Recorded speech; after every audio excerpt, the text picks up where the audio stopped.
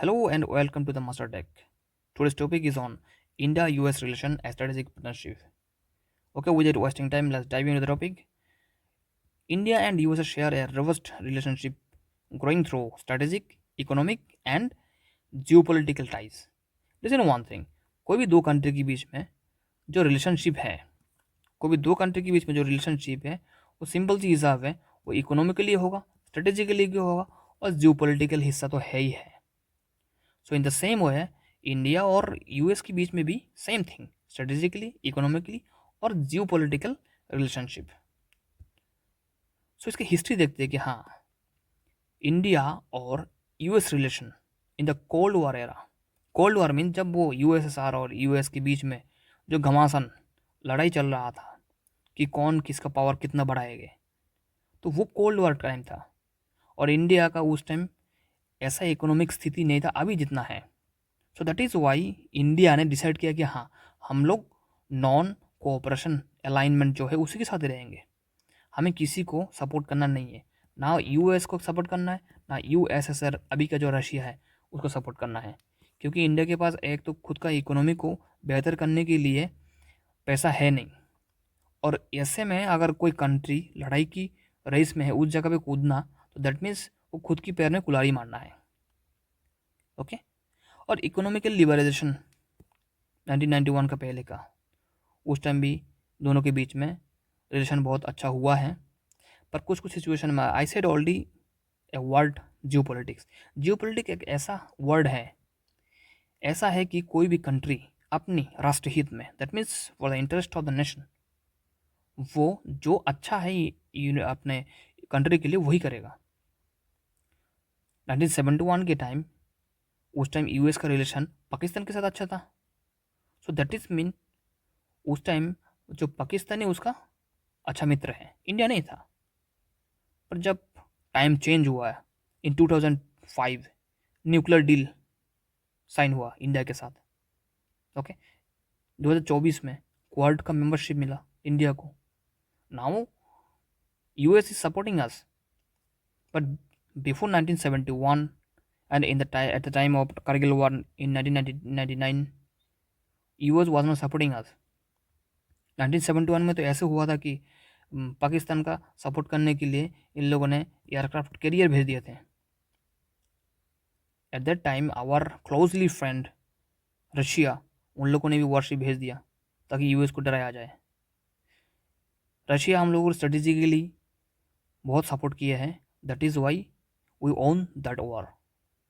और उस time geo political condition ऐसा था कि यूएस हमारे एगेंस्ट थे. Okay. At the time of Kargil उन लोगों ने जीपीएस यूज़ करने के लिए मना कर दिया है. So geopolitics it's a vast syllabus, it's a huge thing, but it's a crucial thing also. We will do that work which is in our national interest. Simple hisab. So this was the historical revolution of relation between India or US. Economic partnership and देखा जाए तो US is the only country which is in trade surplus.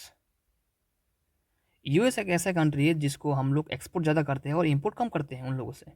So that is Y trade surplus में है वो country in comparison with China. China में हम लोग import सबसे ज़्यादा करते हैं चाइना से, पर एक्सपोर्ट कम करते हैं. दैट इज़ वाई वो ट्रेड डेफिसिट में है. मैक्सिमम कंट्रीज इंडिया के साथ जो रिलेशन है ट्रेडिंग का वो ट्रेड डेफिसिट में है. बट यूएस एक ऐसी कंट्री है जो ट्रेड सरप्लस में है. Okay.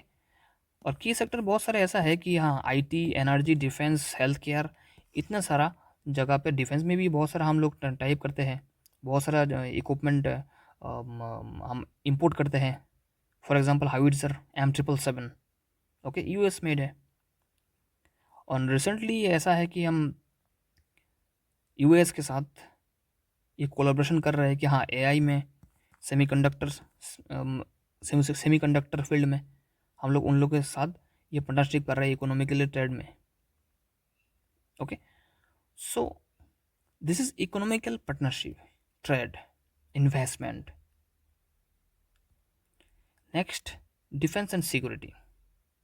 Listen one thing, defence sector में 20 मिलियन डिफेंस ट्रेड हुआ है इंडिया और यूएसए के अंडर।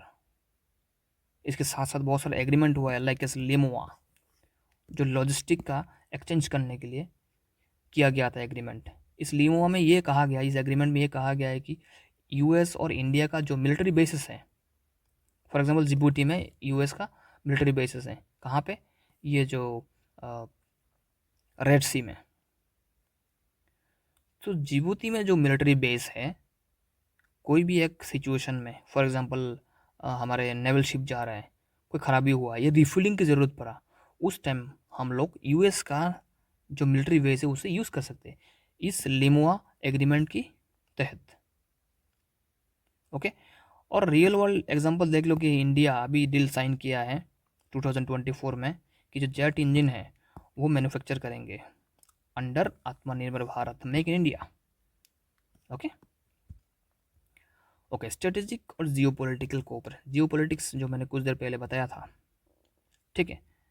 देखिए इंडिया अभी यूएस का कोऑपरेटिव एक पार्टनर है, कहाँ पे, क्वाड पे। क्वाड में 4 कंट्री है, इंडिया, यूएस, जापान और ऑस्ट्रेलिया। ओके। और क्वाड का जो समिट हुआ था, इसमें ज़्यादातर ये इस बारे में फोकस किया था कि ये जो इंडो पैसिफिक रीजन है, इसका सिक्योरिटी, इकोनॉमिक जो रेसिलियंस है, इसी के ऊपर ज़्यादा फोकस किया गया है। ओके। एक्सेप्ट ऑल दोस, और भी बहुत सारे कोऑपरेशन है स्ट्रेटेजिकली, लाइक नेवल एक्सरसाइज हुआ है, मालाबार एक्सरसाइज, जो मिलिट्री सिक्योरिटी को, मेरिटाइम सिक्योरिटी को स्ट्रेंथन करते हैं इंडिया का। ये वन काइंड ऑफ एक्सरसाइज क्यों किया जाता है, ताकि बोथ कंट्री का जो मिलिट्री है अपना अपना जो भी शिक्षण है, प्रशिक्षण है, उसको एक्सचेंज कर पाए। साथ साथ में collaboration of cyber security, counter terrorism. इसके साथ में और भी बताता हूँ, इंडियन आर्मी और यूएस आर्मी के बीच में जो एक्सरसाइज होता है, युद्ध अभ्यास, ठीक है। तो this all are strategic and geopolitical cooperation.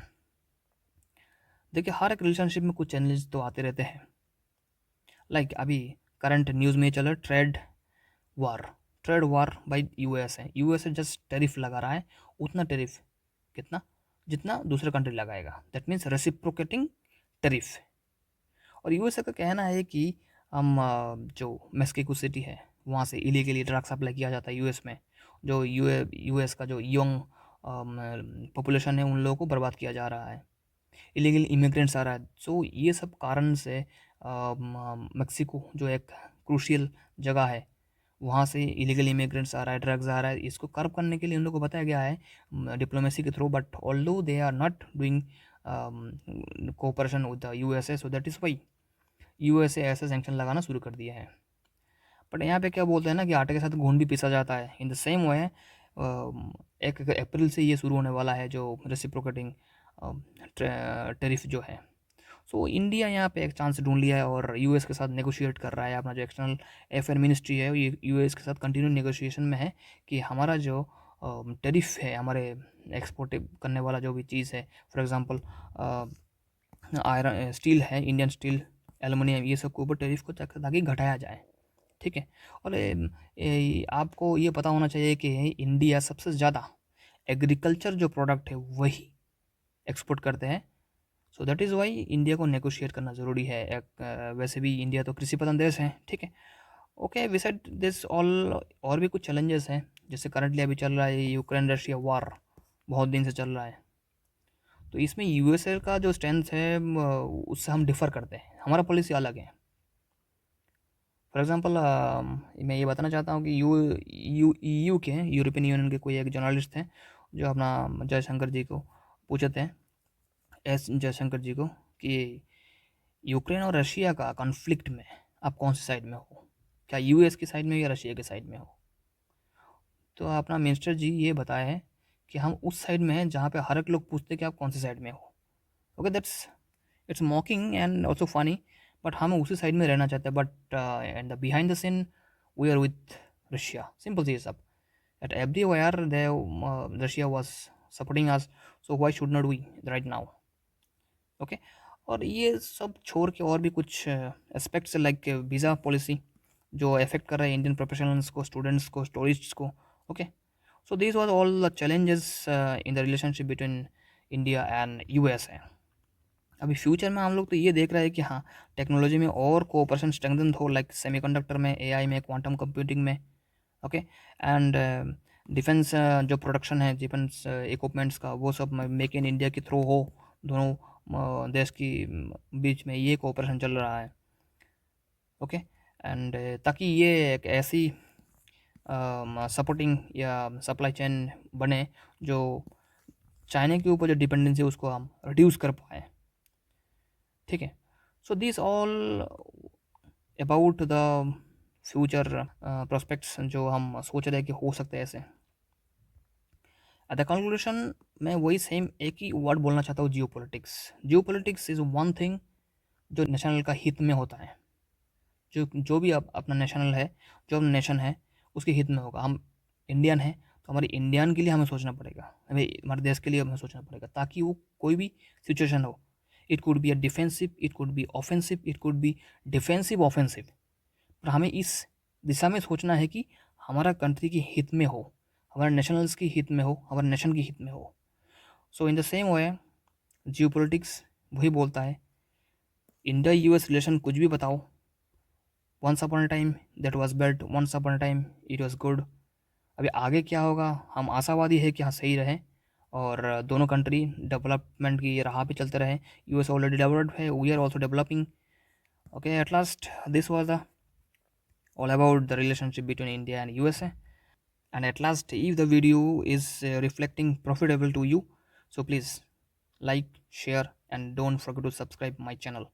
Thank you. Jai Hind.